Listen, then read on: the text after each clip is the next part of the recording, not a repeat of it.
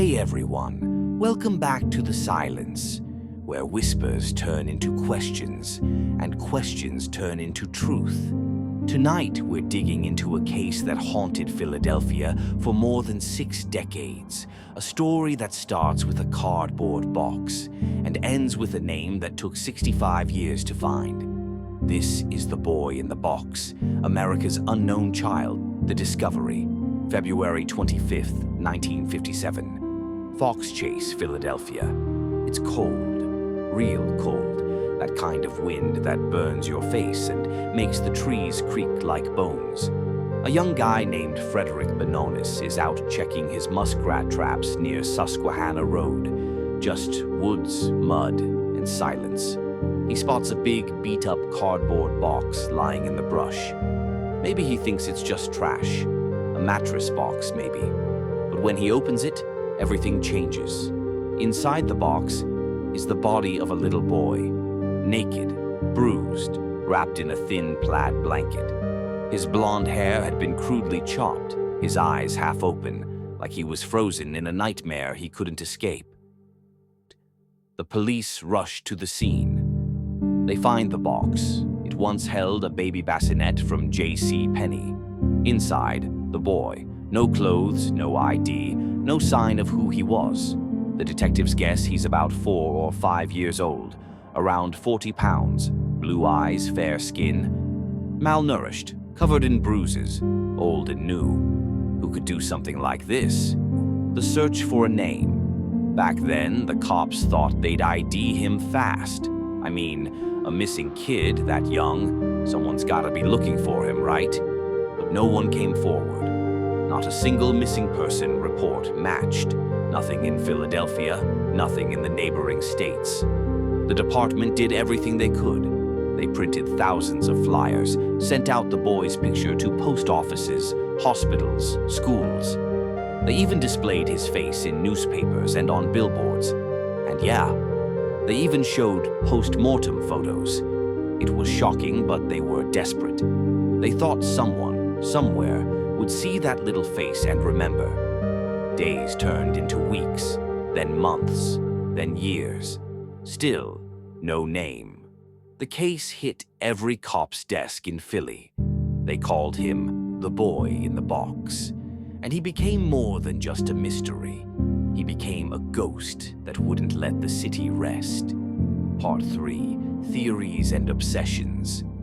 Over time, the case started to attract some real-deal armchair detectives, people who got obsessed. And honestly, can you blame them? The story was heartbreaking and bizarre. One of the biggest theories was that he came from a foster home nearby. A woman who ran it was questioned, but police couldn't find proof. Some said maybe he'd been kidnapped, maybe trafficked. Then, in the 1980s, a woman named Martha comes forward with a wild story.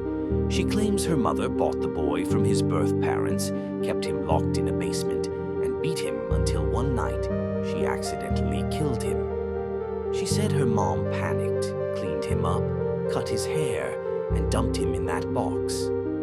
Crazy thing is, Martha knew details that hadn't been made public, stuff like the blanket and the haircut. But when investigators checked her story, the timeline didn't match. There were holes, too many of them. So, once again, no answers, just noise beat. By the 2000s, the case was ice cold, but that didn't stop people from visiting his grave. It's in Ivy Hill Cemetery, a small headstone that reads, "Heavenly Father, bless this unknown boy." People left flowers, teddy bears, and notes, like he was everybody's child. Part 4, A New Hope, DNA and Technology. Fast forward to the 2010s.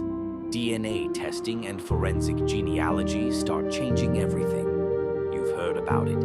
Cases like the Golden State Killer cracked open because of family DNA matches on ancestry sites. So Philly detectives figured maybe this kid still had a chance. In 2019, they exhumed his body, again, and pulled fresh DNA. They sent it to labs, cross-checked with genealogy databases, and started tracing family trees backward. It was like solving a puzzle where half the pieces were missing and the rest were burned. And then, in 2022, a hit. The boy had family, real living relatives, distant cousins who shared DNA markers. Piece by piece, they built his family tree until finally they reached his name. The name, Joseph Augustus Zarelli, December 8, 2022. After 65 years of mystery, the Philadelphia Police Department steps up to the podium.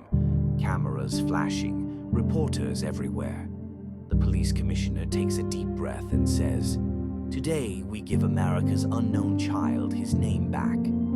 His name was Joseph Augustus Zarelli, born January 13, 1950. Out Joseph came from a local family. His parents were identified, and according to records, they were still alive for decades after his death.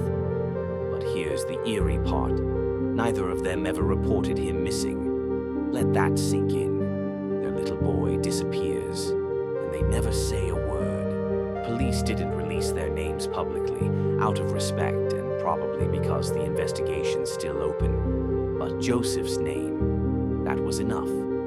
After 65 years, America's unknown child finally had an identity. The legacy of the boy in the box.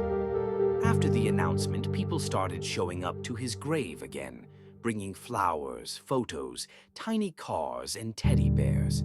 They even added his real name to the headstone. For decades, this case haunted Philly cops, generation after generation. Detectives who worked it in the 50s passed it to their sons, their nephews, their trainees. It wasn't just about catching a killer anymore. It was about keeping a promise. Joseph's story became a symbol, a reminder that no case is truly dead, no matter how cold. Technology caught up. Science filled the gaps that humanity couldn't. And maybe that's what justice looks like sometimes. Not handcuffs or courtrooms, but simply saying, "We see you now. We know who you were." Think about Joseph, about that box in the woods, the silence that surrounded him. I keep coming back to this. In a world so loud, so fast, sometimes the smallest voices go unheard. But silence doesn't erase truth. It just buries it for a while. And when the right people start digging, even silence breaks. Pause. So, yeah, maybe the boy in the box isn't just a crime story. Maybe it's a lesson about how far we'll go to find a name, to give meaning, to not let a child vanish into the noise. Fade up outro music, the silence theme, outro